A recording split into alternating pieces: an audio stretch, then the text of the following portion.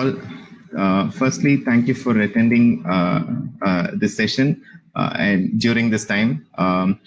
So I am part of SaaS Insider. I volunteer there. I primarily manage social media, and we have Jishnu, who is the managing director at Nexus Venture Partners. As you know, one of the primary investment is in Postman, and it's a huge buzzword recently, and APAs has been a very huge talk in the tech space, and they are one of their investors, the initial investors. And if that is the case, they probably know how to nail it down, the right companies at the right time. So you might have a lot of takeaways from the session, and we are trying to get a view on how things like how sessions rather than how investment differs, or how evaluation depends from region to region. And we'll begin the session asking away with a few questions, and after Jishnu introduces about himself, if he wants to add a few words to this introduction. Hey, so Amrit, thanks for having me here. It's a pleasure. Little bit. If you are not aware of Nexus Venture Partners, so we are a 14-year-old firm. We are the only fund, or I would say, one of the very few funds which is one fund and one team across two geographies, US and India. And we have offices in India and US with primary focus of investing in companies originating out of India. We invest both in tech-enabled domestic businesses as well as cross-border SaaS. And we invest in seed and Series A rounds, and then we participate in all the future rounds and continue with the company for the whole journey, whole life cycle. And we are fortunate to have bagged many exceptional entrepreneurs across different genres.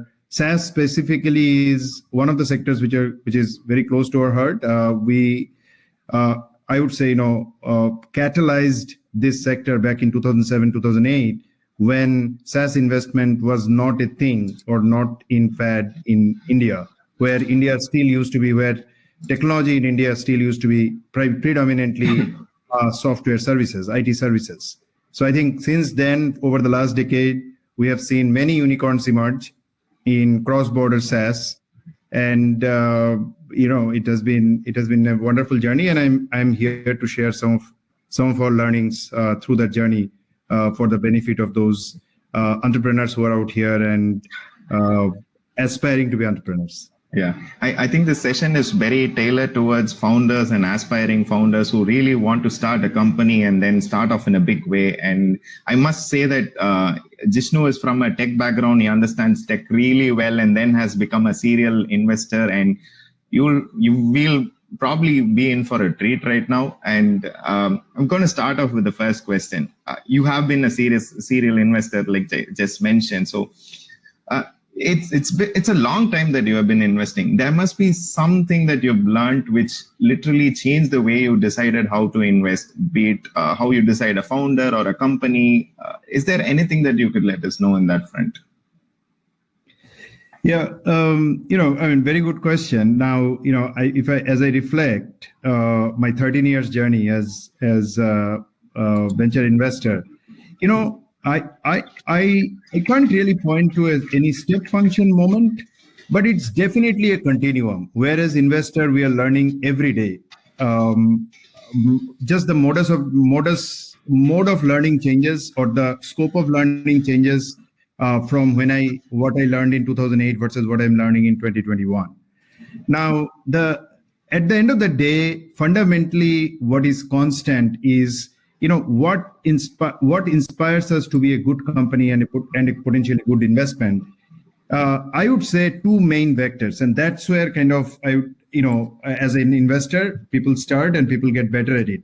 There might be many other areas that each investor follows. For me and for Nexus, two main vectors would be people and market. And by that, what we mean is that, at the end of the day, yes, we invest in a product, we invest in a technology, but much more we invest in people behind that product and technology. So for us, it's very important what you call problem founder fit. Why the founder is best suited to to be able to solve that problem? And do we have confidence in the founder to be able to do it? So often sometimes say that, I have built a prototype, I'm showing you this, and then the real product will start. For us, that's not important at all. Often prototype can be a detriment because most of the prototype built only to be thrown away. So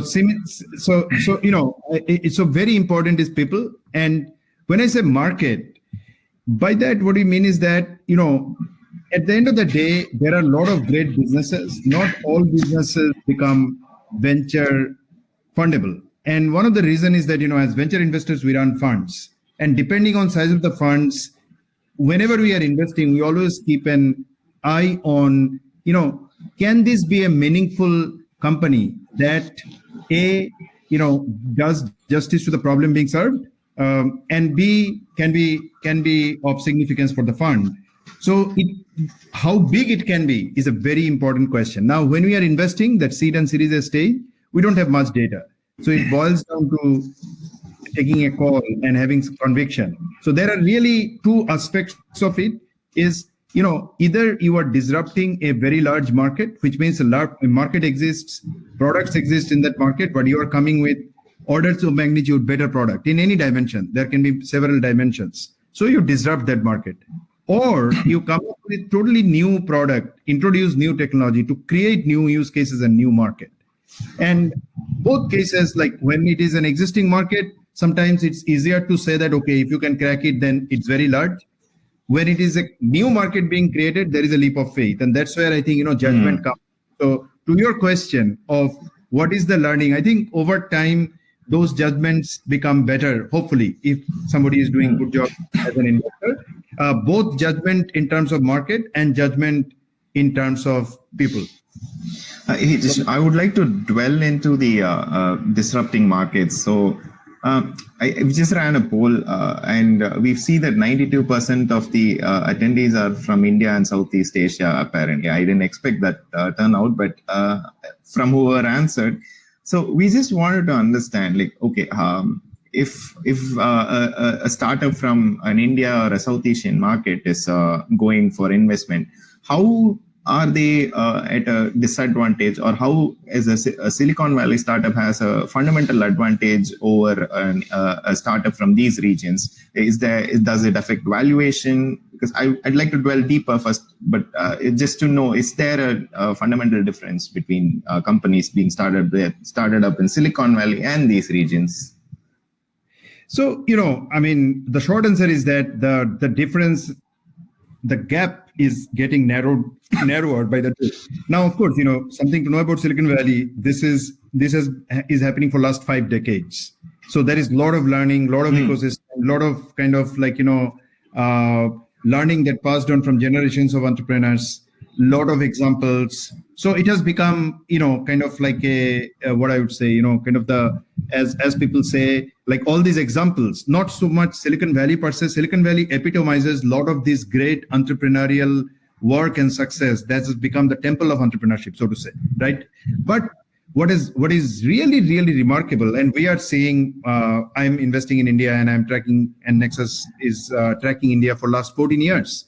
And the level, the quality of entrepreneurship, the quality of deeper thinking that's coming in, and variety of companies and startups that are being built, the pace of change in the positive direction is very commendable. Like how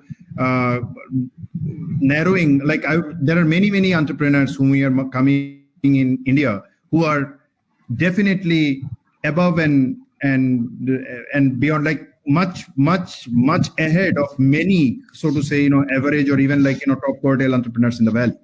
So now, of course, it's the scale is still like, if you look at quantity and quality, the quantity of that kind of quality entrepreneurs is still a journey. We are getting there, but that gets reflected in valuation. And see, at the end of the day, valuation is also, part of it is science, but much of it is art, and it's also a function of supply and demand. Now, demand, like everybody, all great supply, like all good venture capital supply goes for great entrepreneurs. Now, the pool of quality entrepreneurs is increasing, but in India and Southeast Asia. But along with that, the supply of capital to be investing in those entrepreneurs is also increasing, probably at an even higher pace, and that it pulls up the valuation in many different ways. And it has become, now it is democratic. I mean, of course, there are a lot of investors who are focused squarely on India and Southeast Asia. There are also a lot of global investors who are looking into these regions. So at the end of the day, there is a lot of supply for quality entrepreneurship. And as we all know that, of course, the number of quality entrepreneurs are increasing, but still, I mean, there is somebody is an exceptional entrepreneur for a reason, and not everybody is. So there is this mismatch, and companies are demanding, specific companies are demanding even higher valuation than what we see in the Valley. And the second is, many of the cases, especially for SaaS companies, the market is global. So whether you are starting from Valley or whether you are starting from Bangalore or Chennai, you are addressing pretty much the same market. So at the end of the day, the potential valuation is also a reflection of how big the opportunity can go. Because at the end of the day, if I'm saying that, hey, I am valuing the company at certain level, I am still investing because, along with creating the company, we can get great returns. And if the valuation is high, then great returns will be obtained if the company becomes really large. So it's also a reflection of how people are saying. And at the end of the day, if you can build global companies out of India, and those are globally competitive, and they are going after the same market, they should also be valued by and large on the same terms, because that valuation is not a function of how much, what cost is going on, what is your people cost or whatnot. I mean, those are just means of doing business. At the end of the day, valuation is a reflection of, the market being addressed and what kind of value you can create, right, over the life cycle of the company. I'd like to get dwell deeper into the people section. It might come off as controversial, but so we have talked about company and the founder on a very broad sense, but how much of emphasis do we actually, does the investor rather get involved in the culture of the company and how they attract talent? Because right now there was a huge uproar of how Basecamp changed all their policies, and there was a huge exit. And how much of control do investors have in that, so that they're able to guide these founders to attract the right talent and retain them? Because you might have a really good founder, but then we also see that you need really good talent within the company and retain them and then hold them, because there's always saturation because of attrition in terms of knowledge, and it's difficult to run an entire company just by the founder. He needs to have very solid people around him in the board and in the leadership team. So how much of importance does your valuation or investing or decisions kind of consider these factors?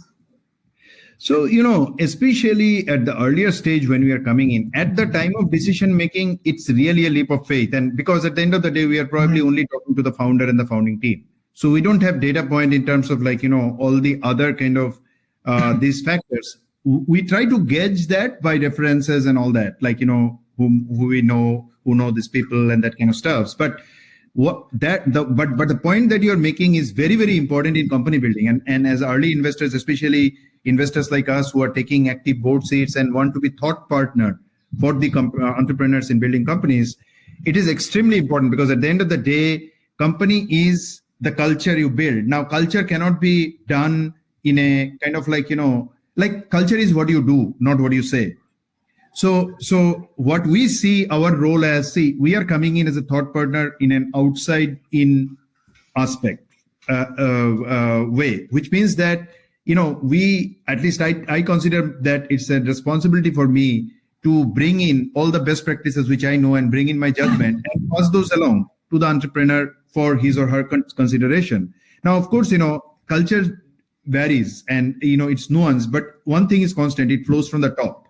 And that has to be the founder, the leader of the company, because that's what we see it is that, we do not, and we don't even think that that's the right thing for a board member to try and run the company, because that's not the purpose, that's not the objective, and that can kind of have undesirable results. What we want to be is the right bouncing board and kind of guiding them, or at least I would say advising them in the right dimension, so that they can kind of pay emphasis to this. And culture, for example, is actually often, I mean, it's so important, but often, not thought through from the beginning. It kind of often comes in towards the end, or maybe as the company grows.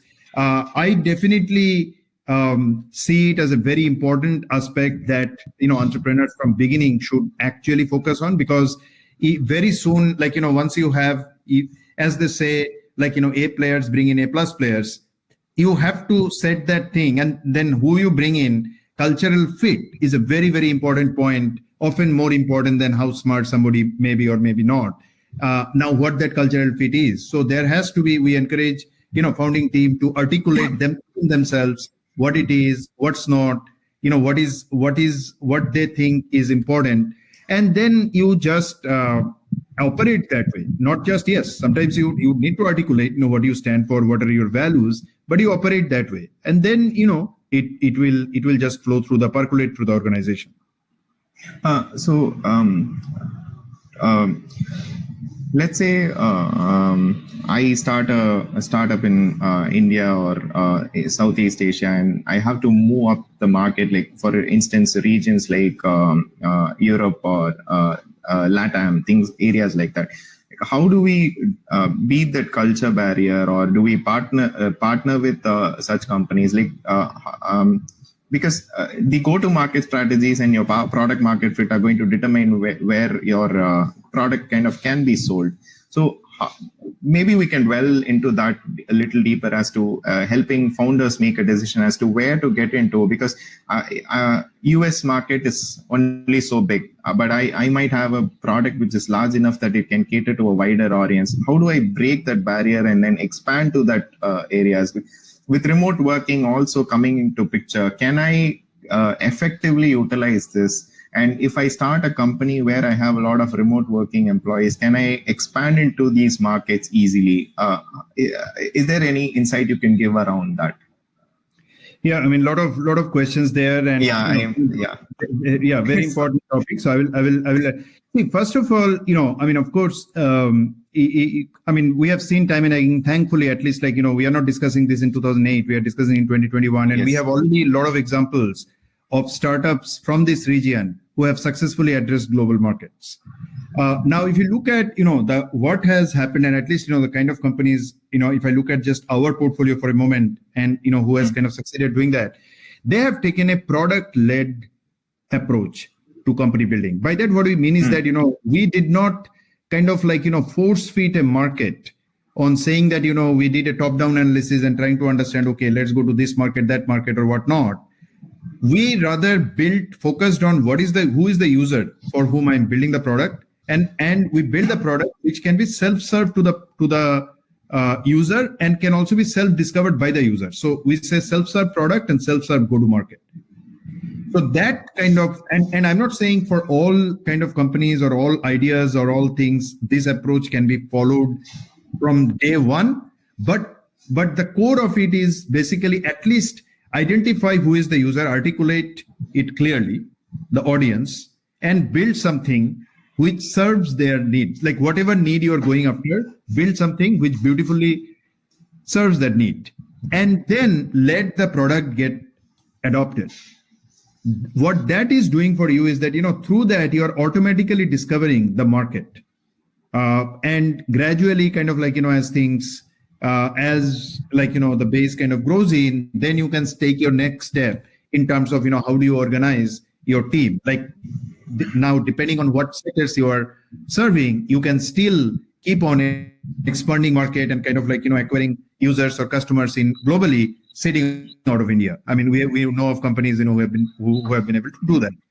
Sometimes, especially, as you kind of go along in the journey, and if there is top-down selling that is needed, if there is enterprise sales force that's needed, in that case, you'll have to target and go to that market and consciously start building out your presence there. Now, most of the cases, it happens to be US, just because US by nature is, much bigger market and very sophisticated market, and also very pro trying out newer things.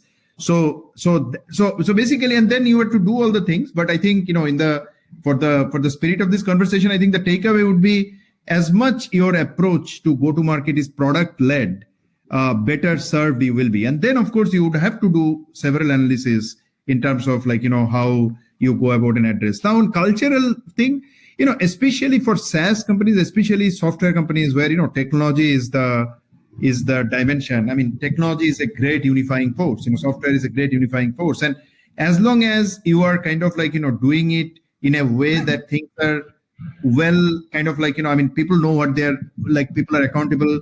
People know what they're doing, what not. Like they are also kind of like the vision is correct. Like they know what's the North Star. Things usually fall in place. Now, of course, now you also brought in remote aspect, which is now everything is remote. Actually, that is there has been some companies, by the way, even before pandemic, they consciously chose to be remote, and they built their organization, their processes, their culture, keeping remote first in mind. Now it has become mainstream. So if you are kind of thinking of that, then actually global becomes even easier, because the modus operandi is said that everything is synchronous or asynchronous communication. There is not anyway much room for in person. And that means also you have to make sure that wherever you are, you can actually get things done without needing to have in-person conversations, and which might need to mean more documentation than less, which might mean more communication, remote communication than less.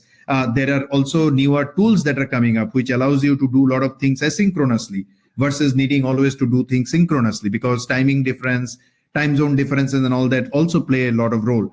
So I think there needs to be thought out approach towards how you build a company remotely. But once you do that, the benefits are really kind of like building a global company becomes so much more possible and not intimidating. I think we have some time to probably cover some of the questions that have been asked. Maybe if we exhaust that list, we'll probably get into our own discussion. I think we're getting too much into that. So I think the most upvoted question currently is that this is more around networking, and probably you could touch base on a little bit about how do we network if we go remote and things like that. But the question is, if you're totally new to service-based business, having a zero network, not having good contact for expansion, how can we expand, get clients? How can we run this? It's a question from Harikesh Dubey. I'm not sure in what context it's being asked, but yeah. Yeah, I mean, I would probably still go back to my original answer that, it would start from the basic question that, who, what question, who I'm serving it for, and what product I've built. If the best situation again is that, if the product can be self-serve, where product is getting auto-discovered. Now, in certain cases, it's not possible. I understand. And sometimes you have to drive in corporate buy-in, or at least top-down thinking, a BP level or CXO level buying is needed. There also, the best way to do it would be to see that at least even before you venturing in and trying to kind of now in today's world, connectivity is very much out there. Of course, you have to be articulate. Again, it's sometimes people try to outreach to people saying that, okay, if there is a contact, then I will be able to do it, and I'm not being able to do it or getting audience because I don't have a contact. Often that's not true. Because see, what happens is that it's very, very important to, again, go back to that who, what question, going back to what I'm building, and also equally important is, am I being able to explain properly what I'm building? And with that, you would usually find that there are ways where you would solicit, individual in some sort of inbound way, you will solicit interest.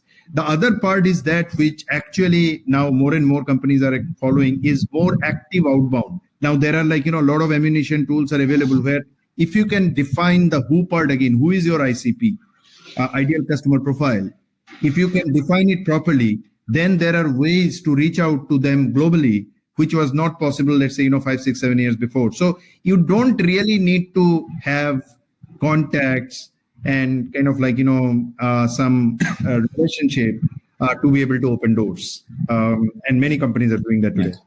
I have a few people raising hands that they want to speak directly to you. If you're okay, I'm going to invite one person, hoping they have a controversial conversation so that this entire session is going well. I think I'm approving Hari Ravichandran.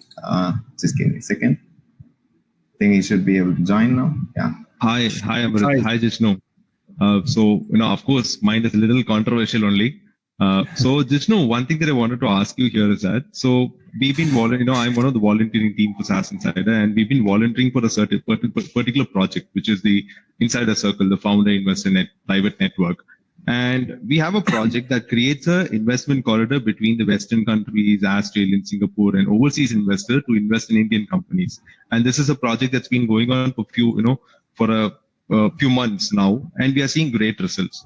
And the stark difference that I'm seeing is, for a company, while they were talking only to Indian investors, the valuation seems to be really less. And the moment international players started, talking to these companies, okay, I could see the valuation drastically change.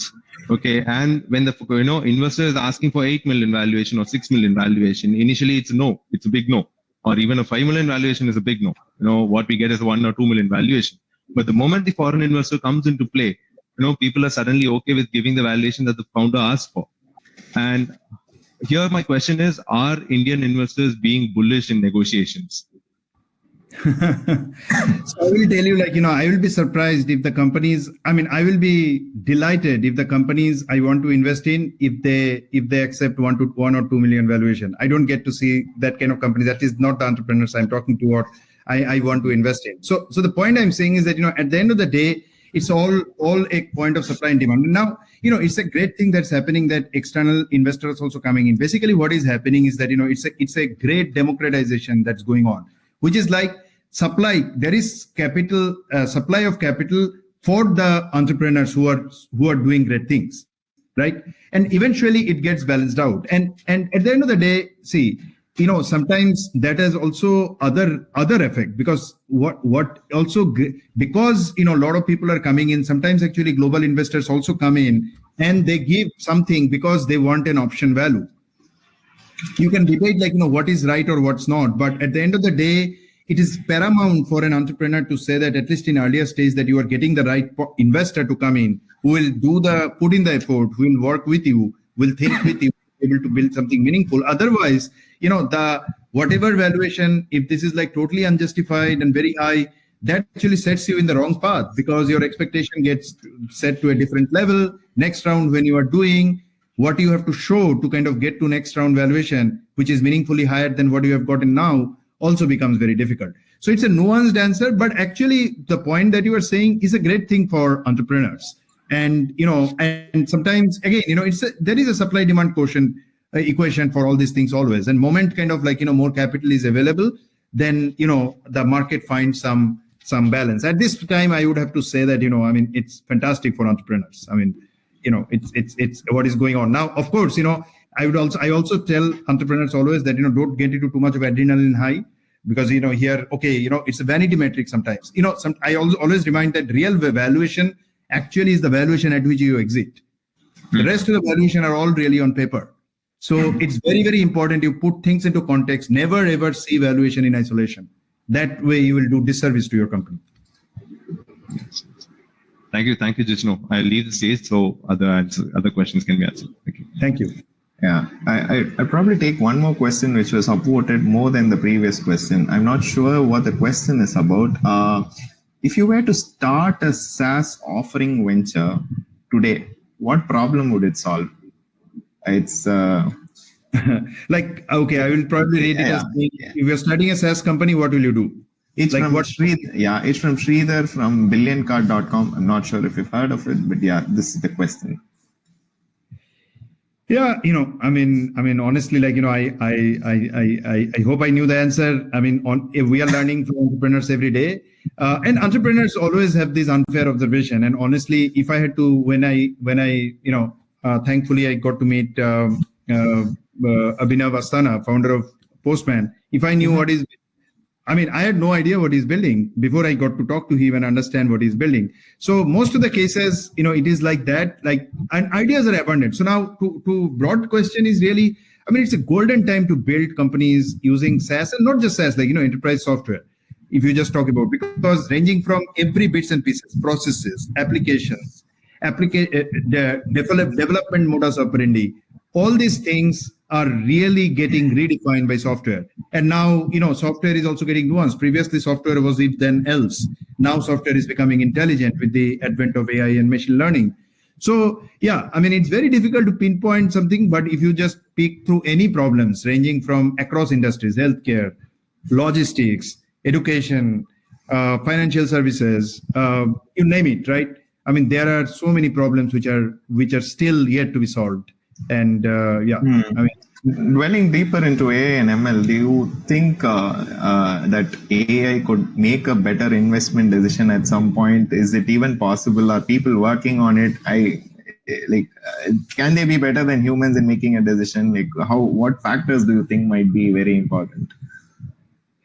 Yeah, I mean, so I think, see, so far AI and ML has not come along. I'm not saying what happens in future, but hasn't come along in a point that they replace human judgment. Where they have done well is a lot of stuffs which, are prone to human error, and a lot of things at scale they can do faster, that kind of stuffs. And kind of like, doing pattern recognition where there is a lot of data, how do you decipher that? But many cases, if you don't have data, like it also depends on what stage of investing we are talking about. So assuming that, it's very early stage investing and all that, there are so much subjectivity that goes on. I don't think AI has come to a point that can be replaced. Now, of course, AI can augment certain things. For example, let's say, if the investor is backed by certain sort of AI and machine learning, which through all kinds of data or what all companies might have come along and not, and those kind of things. So, and then kind of create benchmarks of, okay, what is the state of the art in this particular space where this company is coming in. So those can be augmentative kind of additional information for the investor to help in taking a better decision. But it's far from going to a point that, at this point that AI can decide. I mean, I would have loved to see something like that. I mean, I'd like to see something like that comes up, but it's not quite there. I think we have a few more minutes. I have 3 more people have raised hands. I'll probably invite one of them so we're able to answer some of those. I'm inviting Kunal Sengupta. I'm approving that.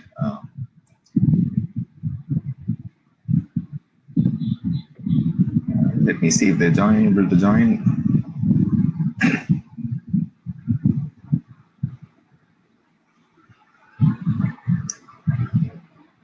Okay. Okay. I'll just approve somebody else. There's somebody, Mani Tamilarasan. I'll just approve.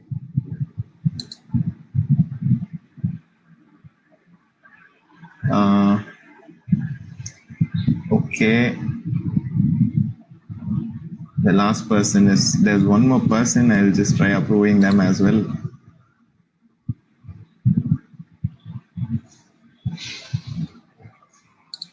Okay, funny. Let's move on with the questions. Sure. There are a few more questions which have been upvoted. This is something, I think this is more of a product market fit question. For a pre-product company, what kind of an investor is the ideal one to go to? I don't really see what type of investor is a question that, yeah, please go ahead. I mean, if it is a question for us, we invest in pre-product all the time. I have also invested in pre-PowerPoint, where somebody comes in and we brainstorm and we kind of come up with the ideas. I mean, it's the entrepreneur's idea. Maybe, we catalyze it, we help it, and we kind of do it. I think what is most important for us is clarity of thinking on who and what, who are you building for, what are you solving, and a product first and technology first approach. Very strong underpinning of how it will be built, not to the nth detail, but give enough confidence that at the end of the day, we can see that you are capable of solving this. Like you are being able to articulate exactly what you are building for whom, and you are capable of building it. So that would be the core kind of thing that is more important than showing me a prototype for a product. I have an interesting question here. Like you are very tech focused startup, right? So what are your thoughts on investing on new farming startups whose business model is hydroponics and aquaponics, and how well you see scope in it? Like let's say we involve a SaaS component and we have subscription models to manage the devices. So maybe we can take that approach, and you could probably give us an answer. Yeah, I mean, we have, as a team, we are looking at, this falls into the broad bucket of agri-tech, and there is a lot of possibilities, lots happening. Of course, hydroponics is being tried out. There are examples, which of companies which got funded. The specific situations matter in terms of one is the broad idea, but who is behind it and what all things would be in it or would be needed. When we see of tech and product, it's not that we are not seeing companies in agri or like any broad areas. You look at logistics, commerce, education, healthcare, financial services, agri-tech, everything we are looking at. What we want is a kind of product and technology mindset to approach the problem, because that's when you can actually scale. Versus, let's say, at the end of the day, if you are relying too much on people, labor, and a lot of kind of manual tasks being just handled in ad hoc ways, it becomes very difficult to scale. So that's the lens we keep. But these are all very good areas, and honestly, India has a lot of opportunities. I think I'll take one more question, then we could probably end the session because it's almost time.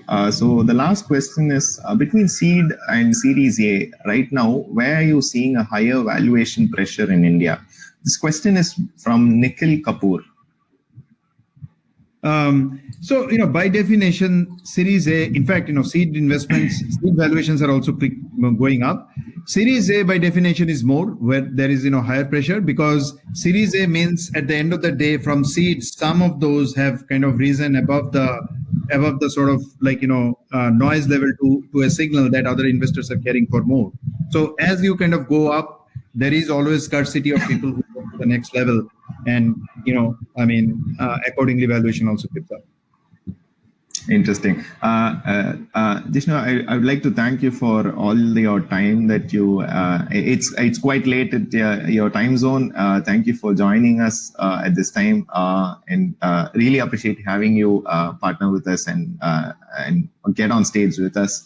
Hope you have a great rest of the week and weekend. Yeah, I really enjoyed. Have a great conference, and thank you, Amrit, and entire SaaS Insider team. Thank you. Bye-bye. Bye.